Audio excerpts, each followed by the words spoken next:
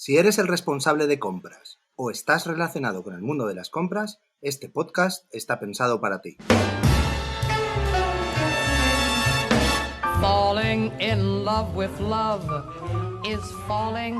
Bienvenidos a Jefe de Compras Podcast, el podcast por y para los profesionales de las compras. Mi nombre es Esteban Fuica y estamos encantados que estéis aquí con nosotros. Este podcast forma parte de E-Commerce Every, empresa especialista en manutención y suministros industriales, con más de 30 tiendas online. Hoy, en Jefe de Compras Podcast, entrevistamos a Francisco Páez. Francisco es experto en desarrollo personal para directivos y profesionales y socio y director de CMI Gestión, consultora especializada en dirección estratégica y desarrollo organizacional. Es mentor y coach certificado por la ICF, estudió ingeniería en la Universidad Politécnica de Valencia, tiene un máster en administración y dirección de empresas y aparte completó su formación en la Universidad de Georgetown. También desarrolla proyectos como interim manager y es formador en diferentes escuelas de negocios. Muy buenas tardes, don Francisco, ¿cómo está usted? Hola, buenas tardes. Pues encantado de estar aquí con vosotros. Muy bien. ¿Quiere aportar algo más? ¿Quiere hablar un poquito más sobre usted? Bueno, pues realmente es que yo empecé la trayectoria desde el punto de vista técnico. Como soy ingeniero, pues estuve 20 años en el sector industrial, desarrollando sobre todo el área técnica y el área comercial. Y luego hace 15 años, pues me formé hacia la dirección de empresas. Y a partir de ahí es cuando he estado desarrollando todas estas nuevas actividades. Muy bien. Pues nada, vamos a entrar ya en materia. Pero me gustaría, porque hace unos días usted y yo estuvimos hablando y me hizo ver que yo tenía un concepto equivocado de lo que es coach o que es coaching, ¿no? Aquí en España. ¿Nos podría explicar un poco más en profundidad qué labor realiza un coach y qué labor realiza un mentor? Pues sí, habitualmente aquí en España estamos un poco acostumbrados a que como la denominación viene de Estados Unidos y allí tiene una extensión muy amplia el concepto de coach, desde entrenador como concepto de entrenador de cualquier cosa, pues principalmente desde equipos deportivos pues hasta directivos, ¿no? Que es lo que realmente hacemos, ¿no? Entonces la diferencia sobre todo es que un mentor es alguien que tiene experiencia, que tiene un recorrido, que tiene unos conocimientos y que acompaña a una persona en un proceso de aprendizaje pues haciendo que sea más rápido. Si yo sé hacer algo, pues en lugar de dejar que tú hagas todo este recorrido, inviertas mucho tiempo, tropieces muchas veces, pues es como ir acompañándolo para que vaya más rápido. Y un coach lo que hace es acompañar a una persona en un proceso de cambio. Normalmente estamos hablando en este caso de coaching ontológico, que lo que hace es diferenciar los conceptos de ser y de estar. Una persona en un momento dado de su vida puede estar siendo algo y luego decidir no serlo, ¿no? Una persona puede estar siendo miedosa y eso no significa que sea miedosa. Entonces, en el momento que decimos eres, es como si le pusiéramos una etiqueta para toda la vida, ¿no? Como una condena. Eres miedoso y no tiene arreglo. Pero estás siendo miedoso abre la puerta a otras oportunidades, a poder interpretar un poco de manera diferente lo que estás haciendo ahora. Claro, lo que viene a ser coach es más como focalizado en algo, ¿no? La diferencia principal es que un mentor le dice a la persona lo que puede hacer para cambiar su situación y un coach no. El coach acompaña a la persona que descubra ese cambio que quiere hacer. Normalmente en un proceso de coaching la persona tiene lo que nosotros llamamos un tipo de bloqueo, un quiebre, y lo que plantea la persona además tiene que plantearlo siempre en positivo, una oportunidad de mejora, es decir, pues me gustaría mejorar en esto, ¿no? Me gustaría mejorar mi capacidad para hablar en público, me gustaría aprender a decir que no. Personas, por ejemplo, que tienen problemas porque no saben decir que no, con lo cual pues se cargan de tareas de todas las personas que hay a su alrededor. Son personas que quieren caerle bien a los demás y creen que si están haciendo cosas por los demás, pues les van a querer más, ¿no? Bueno, pues hay situaciones donde eso llega a un límite ya y la persona dice, oye, quiero aprender a decir que no. O quiero aprender a llevarme mejor con mi jefe. Tengo una mala relación con mi jefe o con un colaborador o con mi pareja o con mis hijos. Yo estoy más centrado en el coaching ejecutivo, en el que se mueve dentro del entorno profesional. Variantes de este tipo existen, por ejemplo, tengo compañeras que están especializadas en el coaching de adolescentes, que también es una etapa muy delicada de nuestro Complicada. desarrollo y que si tienes un poco de acompañamiento, pues eres capaz probablemente de superarlo con menos traumas, ¿no? De los que habitualmente nos llevamos. Claro. Yo le digo a mi señora, yo tengo 2 hijas de 8 años, Y luego cuando entre en la edad adolescente mis hijas me iré yo de casa, seguramente. Pues si además son de la misma edad, pues Por eso son mellizas. pues van a coincidir un poco esa etapa, ¿no? Lo que hacemos en coaching es sobre todo trabajar desde el concepto de qué tipo de observador estamos siendo. O sea, a veces la gente dice, no, es que esto es la realidad. El concepto de la realidad no existe como tal. Hay una serie de hechos que son objetivos y que todos podemos reconocer, y luego a partir de ahí cada uno, en función de unas gafas que llevamos puestas, que, que tienen dentro de esos cristales, tienen todo nuestro sistema de creencias. Pues filtramos esos hechos con nuestros cristales, que son nuestras creencias, y a partir de eso interpretamos esa realidad. Por eso cada uno de nosotros ve lo que ocurre de una manera diferente, haciendo una interpretación de lo que vemos realmente. Siempre estamos interpretando, ¿no? Dos personas van juntas por la calle y observan el mismo hecho, y uno lo interpreta de una manera y otro de otro. Y eso nos lleva a actuar. En medio de entre lo que vemos y lo que hacemos está la emoción. Entonces, el proceso que hacemos de interpretación lingüística es: yo veo algo, en base a mis creencias, yo emito un juicio, ese juicio me genera una emoción y desde esa emoción actúo, ¿no? Por ejemplo, yo estoy en una reunión con un equipo de personas, por ejemplo, y alguien me insulta. Es un hecho objetivo, hay un insulto ahí, ¿no? Todos lo han oído. La cuestión es, ¿qué me genera a mí dentro, ¿no? ¿Qué me pasa a mí cuando me insultan? Bueno, pues depende de mis creencias, a mí me puede dar igual, me resbala. La emoción que me puede transmitir ese insulto es lástima por la persona que me está insultando, porque no sabe comunicar de otra manera, y mi emoción es neutra. Pero si yo me siento atacado, estoy interpretando la misma situación a través de otro cristal y me genera ira. Como me genera ira, pues yo puedo atacar a esa persona o puedo entrar en la dinámica del insulto, etcétera, ¿no? O sea que nosotros elegimos la reacción en función de ese proceso, que lo hacemos muy rápido. Lo hacemos muy rápido cuando el nivel de conciencia es bajo. La conciencia la definimos, que es diferente de la conciencia, muchas veces se mezcla también. La conciencia la definimos como la distancia que hay entre lo que nos ocurre y nuestra reacción. Si nuestro nivel de autoconocimiento es muy pequeño, esa distancia también lo es. Entonces somos muy reactivos. Nos ocurre algo y reaccionamos instantáneamente. Funcionamos por el instinto, que se dice habitualmente, ¿no? Conforme aumentamos nuestro nivel de conciencia, somos capaces de separar esos dos momentos, eligiendo nosotros cómo queremos responder a esa situación que nos está ocurriendo. Por ejemplo, es el concepto que diferencia el sufrimiento del dolor, que la gente también lo utiliza de una manera un poco ambigua, ¿no? Oye, no es que yo sufro mucho, es que yo sufro mucho. El sufrimiento es algo que generamos con el lenguaje nosotros. Los animales no sufren, los animales pueden tener dolor, pero el sufrimiento lo generamos con el lenguaje. Si yo me quedo sin trabajo, yo tengo un dolor. Necesito buscarme otro trabajo para tener unos ingresos. Y puedo elegir sufrir o no sufrir. Puedo decirme, fíjate, ahora me he quedado sin trabajo y con la edad que tengo yo, a ver quién me va a contratar, cómo voy a tener ingresos, cómo voy a pagar las facturas, cómo voy a sacar la vida. Eso es sufrimiento generado a través del lenguaje, de lo que yo me digo, aunque no lo diga con palabras, aunque lo piense, sigue siendo igual, ¿no? En la misma situación yo puedo decir, pues mira, ahora que me han despedido, lo que voy a hacer es que me voy a reciclar y me voy a dedicar a lo que siempre me ha gustado, que es hacer esto. Claro, aprovechar el momento. Y yo elijo no sufrir. Entonces, el sufrimiento es opcional. En coaching trabajamos mucho porque esa visión es lo que hace que la persona que está pasando por una determinada situación elija qué tipo de observador quiere ser de esa situación. Y acompañamos a las personas a ser un tipo de observador diferente, porque la realidad es la misma, si no la interpretamos.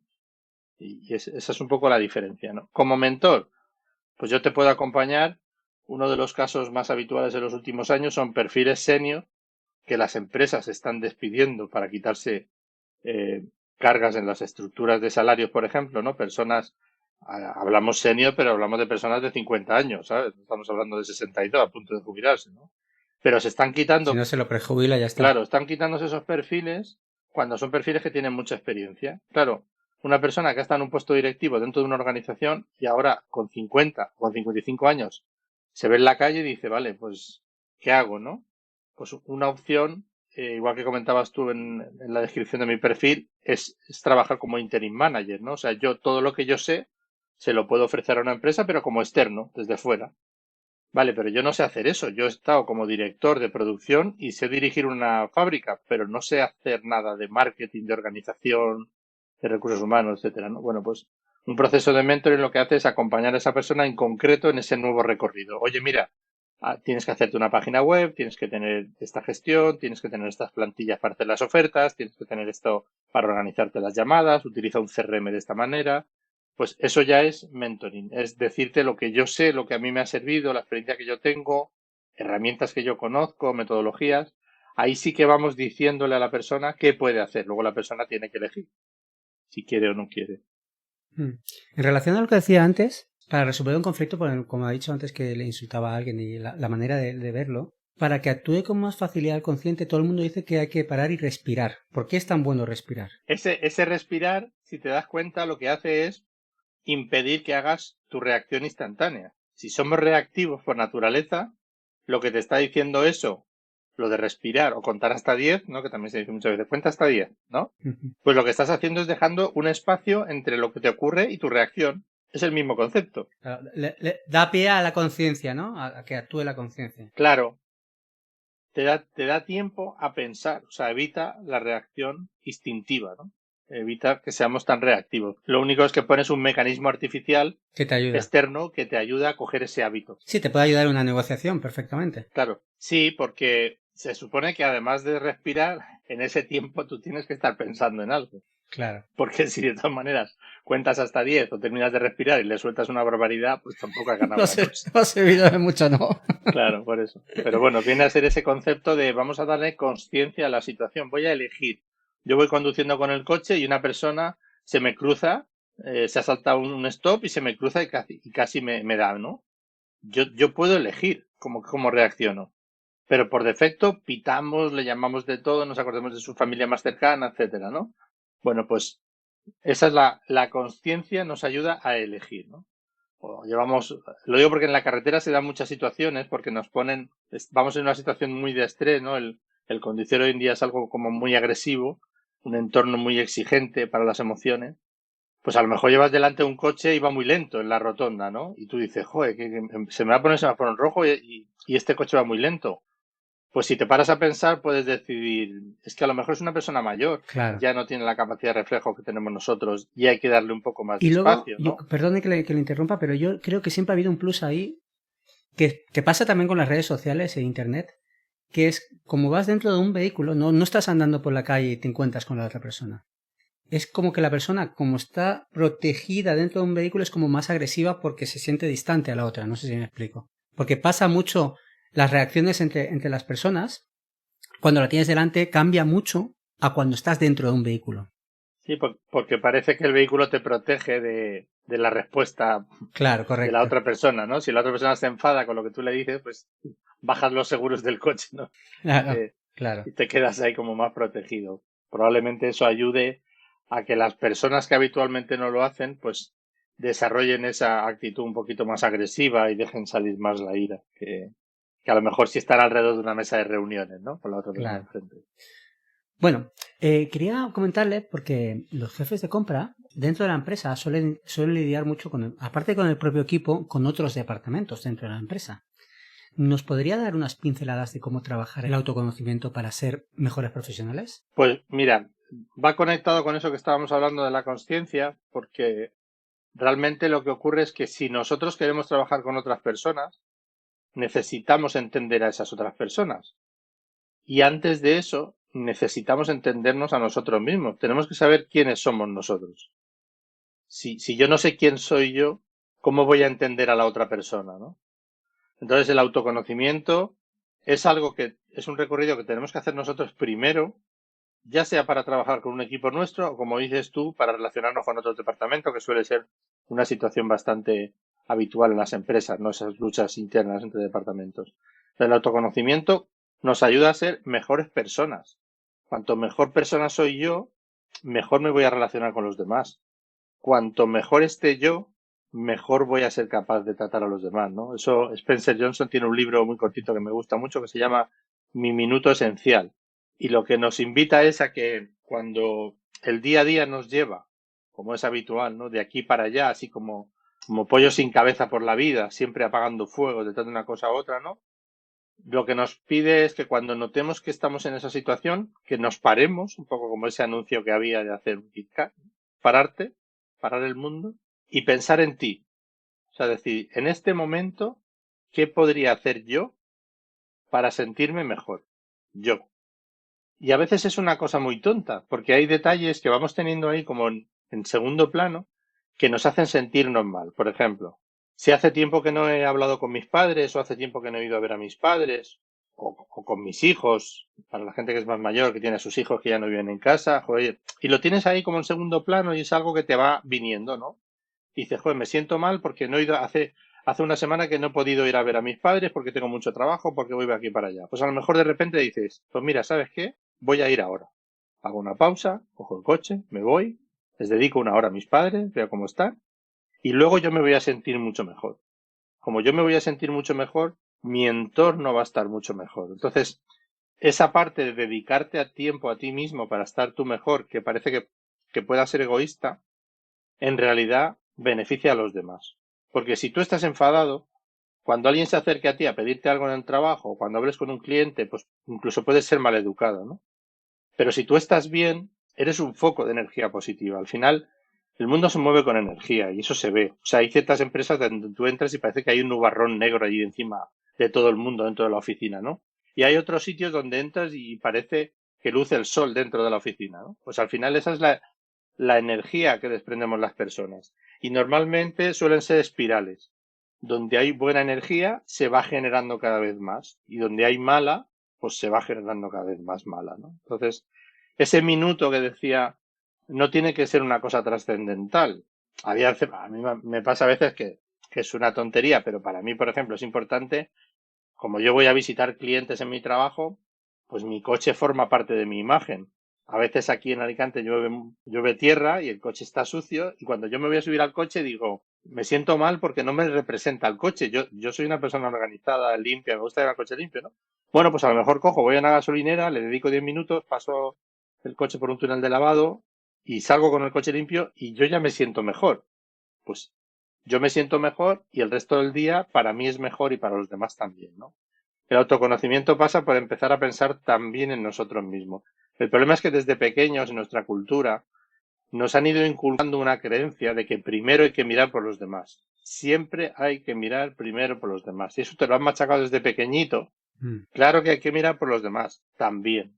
Pero es que hay gente que como eso le ha calado tanto, no mira nunca por sí mismo, ¿no? Nunca tiene tiempo. Muchas personas que dicen, pero tú ¿cuándo te has dedicado un rato a me voy a dar un paseo, me voy a tomarme un café yo solo, me voy al cine yo solo, ¿sabes? O tiempo para mí, lo que me apetezca a mí. O sea, hay mucha gente que en su día a día es la familia, los niños, el trabajo, la compra, tal, mis padres, tal, y tú no hay espacio para eso, ¿no? Entonces eso ayuda porque esos jefes de compra, si se sienten bien cuando se relacionen con otros departamentos, pues van a ser buenas personas. Y es que es lo primero, para ser un buen profesional, primero tienes que ser buena persona, con lo cual es algo fundamental, ¿no? Trabajar eso. ¿Y nos podría dar algún consejo a los jefes de compra, ¿no? A la hora de encarar una negociación complicada? Pues yo lo enfocaría desde la misma perspectiva, aparte de las técnicas habituales de negociación, que hay muchas y depende también del perfil de la negociación, el pensar en la otra persona, ver a la otra persona, a la otra parte, como una persona que tiene sus problemas, que tiene sus miedos, que tiene sus inquietudes, desarrollar empatía para ponernos en el lugar de la otra persona y entender lo que puede llegar a necesitar la otra persona y cómo se lo podemos dar, ¿no? Porque incluso a veces cuando nos encontramos con personas que son como muy agresivas y que intimidan, hay otro libro que me gusta mucho la lectura, os recomiendo mucho el libro de Marshall Rosenberg, que se llama Comunicación no violenta. La violencia está en el lenguaje habitualmente y si nos paramos a escuchar conversaciones por la calle, a ver cómo se trata a la gente, hay un nivel de violencia alto que creo que cada vez va peor, desgraciadamente. La televisión no ayuda, los tipos de series que se dan, hay mucha agresividad, se normaliza mucho la agresividad, ¿no? El lenguaje agresivo. Y entre los jóvenes se está normalizando. Yo veo parejas jóvenes y veo cómo se tratan y digo, es que no me parece bueno eso, ¿no? Pues Marshall Rosenberg nos da un enfoque desde el punto de vista de la comunicación no violenta, explicando que una persona que se comunica de esa manera es porque no conoce otra manera de hacerlo. O sea, la ira es una forma de comunicación y esa persona es su forma habitual de comunicar, no conoce otra. Entonces, bueno, pues en lugar de verlo como una persona que nos intimida, vamos a verlo como una persona que necesita ayuda. Claro. Como que tiene un comportamiento enquistado y él ni siquiera se da cuenta que lo tiene así. Claro. Y pensar cómo le podemos ayudar nosotros. En lugar de sentirnos intimidados por ese mensaje amenazante que va implícito en su lenguaje, pues pensar cómo, pues mira, esta persona lo está pasando mal, tiene esto, tiene lo otro. Entonces, al cambiar nuestra actitud hacia la otra persona, la relación cambia. Porque al final nosotros somos animales de lenguaje. Todo lo que ocurre en nuestro mundo, en el mundo de los humanos, todo ocurre en una conversación. Si lo entendemos, si cambiamos la conversación, cambiamos la relación. Y para que cambie una conversación, solo tiene que cambiar uno de los dos. Porque la típica frase de dos no se pelean si uno no quiere, ¿no? Si yo tengo una mala relación con otra persona, un jefe, un colaborador, una pareja, en el momento en que yo cambie mi actitud, que cambie mi comunicación, que cambie mi lenguaje, la relación cambia. Por eso, ¿no? Porque dos no pueden discutir si uno no quiere. Entonces, yo siempre les recomiendo que tú hagas el cambio. Tú haz el cambio, como decía Gandhi, ¿no? Sé tú el cambio que quieres ver en el mundo. Entonces, si tú quieres ver una relación estable, empiézala tú. Y no te preocupes de lo que haga la otra persona, porque va a cambiar. En el momento que la otra persona percibe que tú ya no eres agresivo, porque al final funcionamos como espejo, ¿no? Si la otra persona es agresiva, yo también. Y hacemos una escalada de violencia en el lenguaje. Entonces, desde ahí tenemos esa oportunidad para, en una negociación, por ejemplo, ver a la otra persona, ponernos en su lugar, si es una persona agresiva y tal, entenderla. Y cambiamos la mirada. Eso es otro de los elementos de cambio fundamental, la mirada. Nosotros podemos mentir a la hora de hablar con alguien, podemos mentir, pero hay ciertas cosas que transmitimos igual. El lenguaje solo tiene en las palabras el 7% del mensaje. El resto del mensaje está en la comunicación no verbal, en los gestos, en la entonación, en la emoción que transmitimos, ¿no? Pues al final transmitimos lo que sentimos. Si yo estoy negociando contigo y te odio, es que se nota. En el momento en que yo te mire de otra manera, con compasión, porque por ejemplo estás generándome una conversación violenta y antes tenía miedo y hablaba contigo desde el miedo, pues eso se percibe, ¿no? Pero si ahora mismo empiezo a mirarte de otra manera, mi lenguaje cambia, la conversación cambia. Y entonces desde esa compasión la otra persona ya te ve diferente. Y como te ve diferente, baja esas barreras que ha levantado y cambia el lenguaje. Si no lo cambia ya es un problema suyo, ¿no? Pero podemos generarlo desde ahí. Es cuestión de tiempo. Acaba cambiándolo. Depende de la cantidad de tiempo que necesite esa otra persona, pero vamos. Pero ese concepto de cambiar la mirada, yo se lo digo también a los líderes cuando quieren desarrollar el equipo. Oye, es que tengo una persona en el equipo que siempre está discutiendo conmigo, que no sé cómo hablar con él, que no tal. Y yo le pregunto, ¿y tú cómo lo miras? Grábate y te ves cómo lo miras. Y en la mirada estamos transmitiéndole nuestra decepción, nuestro desprecio, lo que pensamos. O sea, al final la mirada es algo que no miente. Los ojos no mienten. Una persona puede ser muy falsa y puede hacer mucho paripé. Ay, hola, Esteban, qué guay, cuánto me alegro de verte. Y tú le miras los ojos y dices, pero qué mentiras. Si no es verdad. De hecho, a la hora de sonreír ocurre lo mismo, ¿no? El tema de la sonrisa verdadera se conoce Claro. como la sonrisa de Duchenne. A la hora de generar la expresión facial de la sonrisa, en una sonrisa fingida solo intervienen los músculos alrededor de la boca, las comisuras de la boca, que generan el movimiento hacia aquí, hacia las mejillas. La sonrisa real, además, genera los movimientos alrededor de los ojos, lo que se conoce como las patas de gallo. Ajá.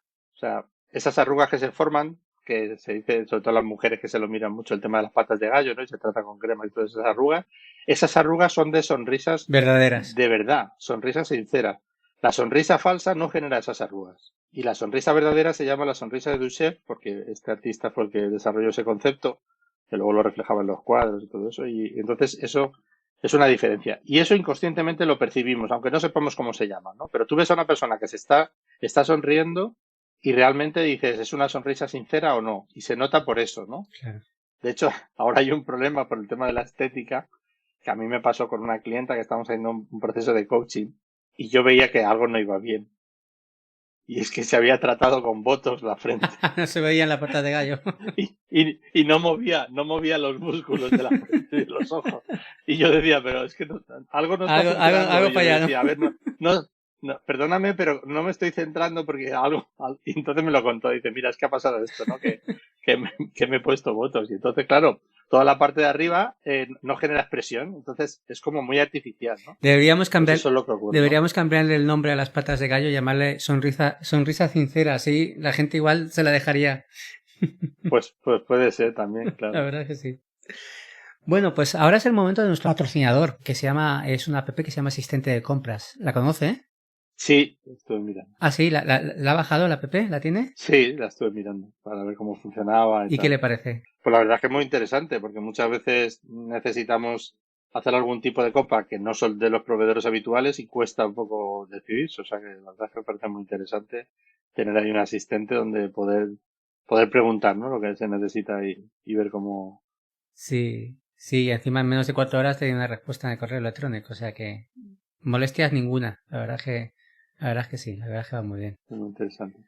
Bueno, ¿nos podría decir cuáles son las creencias financieras y las creencias que nos limitan a la hora de trato tanto entre personal como trato con los vendedores? A ver, el tema de las creencias precisamente está en la raíz de las oportunidades de mejora que tenemos cada uno, porque el sistema de creencias se ha ido formando capa a capa a lo largo de nuestra vida. Cuando somos muy pequeños, hasta los 8 o los 10 años, se está desarrollando nuestra personalidad y estamos en la etapa de la inocencia en la que nos lo creemos todo, ¿no? Es pues, la época del ratoncito Pérez, las hadas, Papá Noel, los Reyes Magos, todo esto, ¿no? Entonces vamos absorbiendo y lo damos todo por bueno. Entonces todo lo que entre ahí va a nuestro sistema de creencias y las creencias funcionan, igual que los juicios, como un atajo. O sea, lo que hacen es que en el momento que tenemos una creencia sobre algo, ya no lo cuestionamos. Y como no lo cuestionamos, nos ahorra tiempo. Nos ahorra tiempo que en su momento tenía que ver con la supervivencia, ¿no? Por eso ha pervivido ahí en nuestro sistema. Pero hoy en día el problema es que si esa creencia no la validamos en su momento, simplemente la absorbimos, pues ahora lo podemos estar utilizando y puede ser una creencia limitante. Entonces, bueno, pues por una parte, por el sistema nuestro, cultural, el tema financiero, se han generado muchas creencias. Creo que cada vez se están eliminando la del sistema financiero, todas las creencias financieras. Creo que poco a poco el sistema actual de vida está quitando muchas de ellas, ¿no? Pero con la edad que tengo yo, en la época nuestra, hablar de dinero estaba feo. O sea, era raro que hubiera una conversación donde alguien pudiera decirle a otra persona cuánto cobra, cuánto paga, cuánto valen estas cosas. O sea, hablar de dinero era como hablar de emociones. O sea, estaba feo. Hablar de emociones y hablar de dinero eran dos cosas que no se hacían, no estaban mal vistos. Pues eso, las nuevas generaciones yo creo que cada vez lo van teniendo menos. Eso no quiere decir que estén bien formadas, pero por lo menos ya creo que hay creencias de esas que se quitan, ¿no?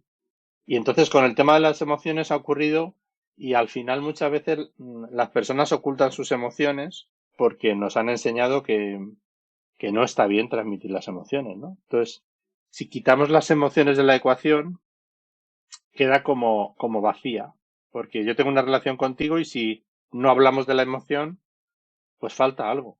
Entonces, si tú has hecho algo que me hace sentir mal y no puedo usar la emoción para contártelo, pues queda un poco vacío, ¿no? Entonces ahí tenemos una oportunidad muy buena sobre todo para plantarnos, ¿no? Los expertos en el comportamiento definen tres grandes franjas en la vida. La primera era esta de la inocencia hasta los 8 o los 10 años, que es la época en la que nos los creemos todo, ¿no?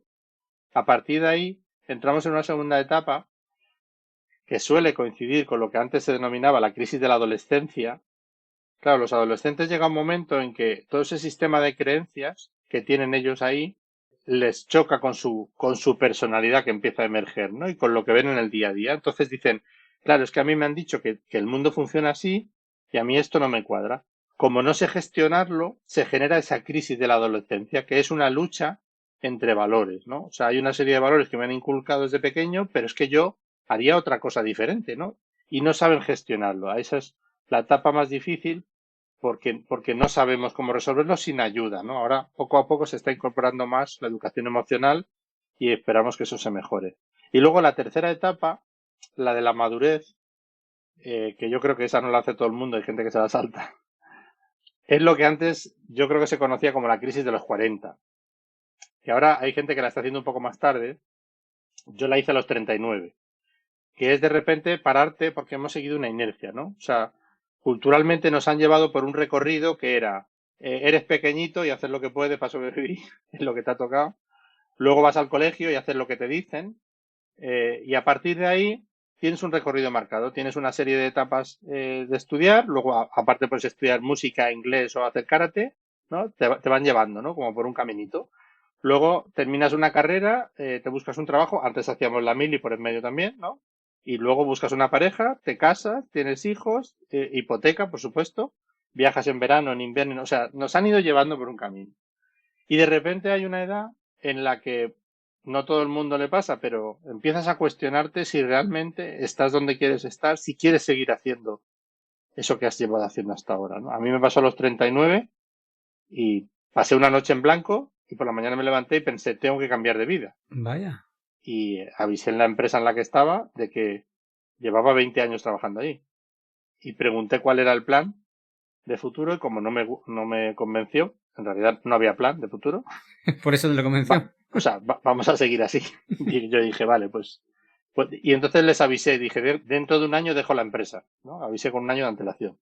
Dentro de un año dejo la empresa. ¿Y le creyeron? No, pero yo al año siguiente me fui. Me formé, ahí fue cuando hice mi etapa de reciclaje profesional. Como venía de la ingeniería, pues me faltaba desarrollar el resto de visión de empresa. Hice un MBA Executive, me fui a Estados Unidos, a Georgetown, a mejorar toda la parte esa de competencias de dirección. Y luego me formé en temas financieros, en marketing estratégico, en otras cosas, ¿no? Y monté mi propia consultora, ¿no? Bueno, pues ahí lo que hice fue hacer esa pausa y decidir. Es lo que ahora en Estados Unidos viene como un movimiento que aquí en España ya está ocurriendo, que es la gran renuncia. O sea, personas que han estado trabajando en jornadas maratonianas toda la vida, o sea, solo trabajando, no vivían, solo trabajando, acumulando dinero, ¿no? Y de repente se plantean, bueno, ¿cuáles son mis prioridades, no? Pues esa etapa, ese corte ahí implica que tú revises el sistema de creencias y decidas cuáles te sirven y cuáles no. Y a partir de ahí seas tú el dueño de tu sistema de creencias. Que no quiere decir que todas las que tenemos sean malas, claro que no. Nuestros padres nos han dado una cantidad de valores y de creencias que nos sirven. La cuestión es que nosotros nos paremos, las miremos y digamos, esta me vale, esta me vale, esta me vale, esta no me vale, ¿por cuál la cambio? Por esta otra, ¿no? Por ejemplo. Entonces es el momento que nos ayuda luego y tanto si eres un jefe de compras como si tienes un equipo de personas a tu cargo, pues todo eso te ayuda a tú estar mejor contigo mismo y a no echarle la culpa a los demás de lo que te pasa, ¿no? Hay mucha gente por ahí en modo victimismo constante que se queja de todo y claro, eso a la hora de relacionarse con los demás es algo que se percibe mucho, ¿no? Claro, claro. Y transmite mucho. Claro. De hecho, quería añadir que en la segunda etapa hay una película de dibujos animados que se llama Upside Down, de revés. Inside Out. Inside Out, exacto. Que plasma muy bien lo que ha dicho usted. Lo plasma muy bien. Sí. Ese cambio de la infancia a De hecho, esa película se utiliza en los procesos formativos de coaching, se utiliza como ejemplo, porque nos habla de las 5 emociones básicas. Y precisamente como tenemos una carencia de educación emocional tan grande, esa película la puedes ver, si la ves con niños, pues los niños la disfrutan porque es divertida, y los adultos, si se fijan en ese lenguaje, en ese mensaje que tiene detrás, ¿no?, de la historia principal, nos habla de las 5 emociones, que además son los 5 protagonistas. Correcto. La alegría, la tristeza, el asco, la ira y el miedo. Pues lo que nos explica es que todas las emociones son válidas. Y en nuestro sistema de creencias ha estado muy presente lo de que no hay que tener miedo, no hay que enfadarse y no hay que estar triste. O sea, cuando tú te encuentras una persona por la calle un amigo que hace tiempo que no has visto y te dice, oye, mira, estoy muy triste porque me he quedado sin trabajo y no sé qué hacer, le echamos la mano al hombro y le decimos, venga, anímate, hombre, no te preocupes, no estés triste. ¿Por qué? Porque culturalmente para nosotros estar triste es malo. Y si alguien se enfada enseguida, no te enfades, no te enfades. Bueno, pues es que cada una de las emociones tiene un sentido, por eso son las 5. Luego hay combinaciones de esas 5 que generan otras muchas emociones. Pero la alegría es la que siempre queremos que esté presente, ¿no? Que nos permite disfrutar de la vida. Pero, por ejemplo, el miedo nos avisa de algo que puede ser dañino para nosotros. En la prehistoria nos ayudaba a sobrevivir, pero ahora mismo el miedo... Y en un bosque hoy en día. Y en el día a día, en una oficina, por ejemplo, cuando tu jefe te dice que tienes que preparar la reunión del comité de dirección y tú no lo has hecho nunca. Bueno, pues tengo miedo, no pasa nada. Si la cuestión es... O hablar en público. O hablar en público, exacto. O presentarte a un cliente, por ejemplo, estábamos hablando de compras y de ventas, ¿no? Bueno, pues ir a visitar una visita en frío, ¿no? O sea, eso genera miedo si uno no está entrenado, ¿no? Pues el miedo nos avisa de algo que puede ser peligroso para nosotros y simplemente nos prepara, nos dice, oye, esto hay que prepararlo mejor, no vayas relajadito a este tema, que esto hay que prepararlo mejor, ¿vale? Y, por ejemplo, la ira es una emoción que nos lleva a la acción. Si alguien está abusando de mí, si alguien no me deja desarrollarme, la ira me permite dar un golpe encima de la mesa y decir, ya está bien, ¿no? Y hacer un cambio. Y ya está. La clave no es estar en una emoción o en otra, sino ser capaz de cambiar. Gestionarla bien, claro. Y, por ejemplo, la tristeza, que está tan mal vista, la tristeza es la que nos permite reflexionar. Uno no reflexiona cuando está contento. Cuando está contento lo disfruta. Cuando está enfadado no tiene tiempo de pensar porque solo está enfadado. Pero la tristeza es la emoción que nos lleva a la reflexión. Entonces, a veces cuando vemos a una persona que está triste, lo que hacemos los coaches en esos procesos es que si la persona está triste, le acompañamos en su tristeza. Y luego le ayudamos a cambiar de emoción, porque lo que no puedes es quedarte anclado en una emoción. En ninguna. O sea, una persona no puede estar alegre siempre. Eso es artificial. Ni puede estar enfadado siempre, ni puede estar triste siempre. Hay que cambiar de emoción. Y lo que suele ocurrir, según dicen los expertos, es que la mayoría de las personas tenemos una emoción bloqueada. Una emoción que no nos permitimos. Seguro que conoces gente que nunca está triste. Gente que nunca está alegre. Gente que nunca se enfada. Seguro que conoces gente que nunca se enfada. Sí. Le hagan lo que le hagan, no se enfada. ¿Por qué no se enfada? Si la ira es buena, porque la tiene bloqueada. ¿Qué pasa? Que para ser un buen coach tienes que tener disponibles todas las emociones, porque si no, cuando te encuentras una persona que está en una emoción, tienes que ser capaz de acompañarle en esa emoción. Y luego ayudarle a cambiar. Oye, ¿estás enfadado? Genial. Vamos a estar enfadados un rato. Cuéntamelo. Pero no te digo, no estés enfadado, ¿no? No te esfuerzo a cambiar de emoción. Porque tú lo necesitas. De hecho, en la película que tú comentas, la niña, en una parte de la película, no vamos a hacer spoiler, se pone triste, ¿no? Y necesita estar triste en ese momento. Lo necesita. Y después, pues vuelve a estar alegre. Pero en ese momento, la tristeza es lo que le permite reflexionar sobre qué ha estado haciendo y qué quiere hacer, ¿no? Por eso es bueno, el trabajo emocional nos ayuda. La película es muy interesante si le damos ese enfoque, ¿no? De mirarla un poco con ojos de adulto, de análisis. Es una película muy, muy interesante para ver eso en la práctica, cómo lo podemos desarrollar. Bueno, David Izquierdo me ha pedido que saludemos de su parte a algunos usuarios de Asistente Compras. A Nerea de Grupo Gestan, a Alejandro de Norel y a Luis de San Benedetto. Y bueno, y por supuesto a usted. Muchas gracias. Y también me pide que hable un poco, si puede usted, sobre los cuadros de mandos, que como es experto quería saber un poco más sobre el tema. Sí, la cuestión es que en el mundo de la empresa, en cualquier área donde tengamos que tomar decisiones, y en todas las áreas de responsabilidad al final hay que tomar decisiones, los cuadros de mando son unas herramientas que nos ayudan y nos facilitan esa toma de decisiones. Muchas empresas se toman las decisiones por instinto, poniendo el dedo así para arriba después de chuparlo, ¿no? O sea, al aire.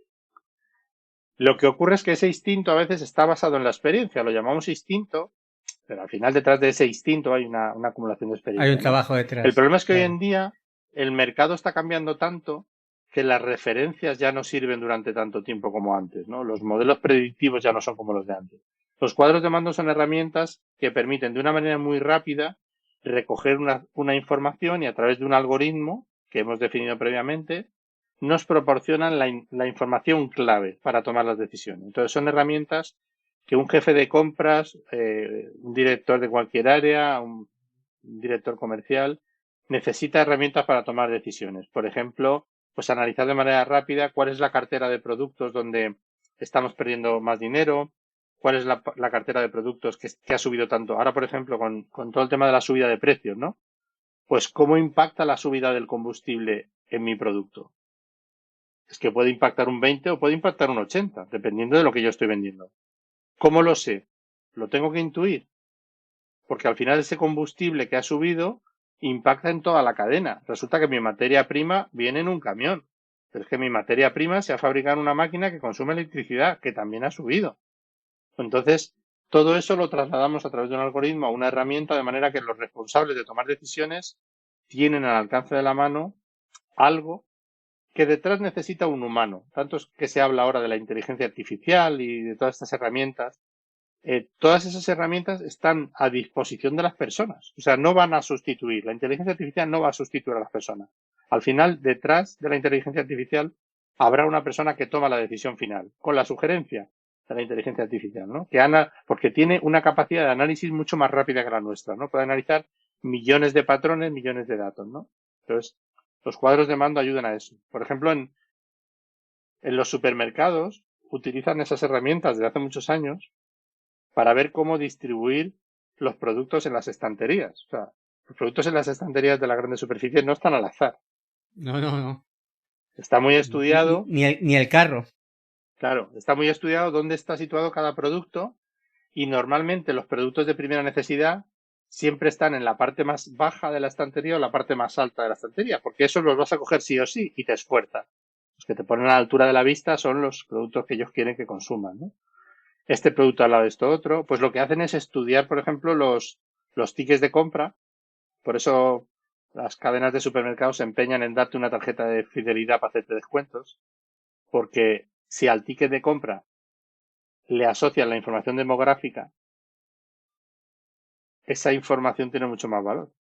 Porque ya no solo sé que alguien ha comprado cerveza, patatas, jamón york, detergente, no sé qué, sino que además sé esa persona qué edad tiene, dónde vive y a lo mejor en qué trabaja, y eso me sitúa su sueldo, ¿no? Y entonces los patrones esos, a través de la minería de datos, se van incorporando a los cuadros de mando y esos patrones nos indican, por ejemplo, pues épocas del año, por ejemplo, con el tema de la natalidad. O sea, la compra de ciertos productos indica que una familia va a tener un bebé o ha tenido un bebé. Y eso genera una compra diferente, ¿no? Si tú no tienes un bebé, pues a lo mejor te vas por ahí de tapas y sales los viernes por la noche al restaurante. Pero si tienes un bebé pequeño, te quedas en casa, con lo cual compras cerveza para estar en casa, compras patatas para ver el partido en casa, porque ya no te puedes ir por ahí, ¿no? O sea, pues todo eso a través de las herramientas de cuadros de mando permite cambiar y para los responsables de compras y de ventas también, pues son herramientas fundamentales. Muy bien. Pues nada, para terminar, solemos siempre hacerle la misma pregunta a todos los entrevistados. Siempre les preguntamos qué consejo le daría a un jefe de compras para que sea un mejor profesional.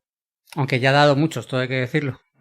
Bueno, pues yo me repetiría en el de antes, ¿no? Que sea mejor persona. O sea, que en su relación, sobre todo un jefe de compra trabaja mucho la parte de negociación, pues que a la hora de negociar, a la hora de relacionarse con los demás, los mire como personas y que desarrolle mucho la empatía, que yo creo que es una de las competencias que nos ayuda mejor a ser mejores profesionales también. Claro, que es lo que decía antes. Primero uno a sí mismo y luego con la persona que tiene delante. Claro, y entender a la persona, que ese comportamiento que tiene, pues tendrá un motivo detrás. Que nosotros lo compartamos o no, hay que distinguir entre la empatía y la simpatía, que a veces se confunde también, ¿no? Porque yo puedo ponerme en tu lugar y te entiendo, pero no lo comparto. O sea, ya sé por qué lo haces, pero yo no lo haría igual. Eso es empatía. De hecho, eso pasa mucho en las negociaciones.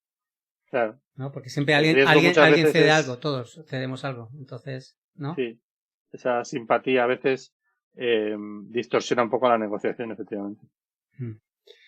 Pues, don Francisco, muchísimas gracias. Un placer Gracias estar con usted. a ti por haberme invitado. Y nada, un saludo para todos. Igualmente, hasta pronto.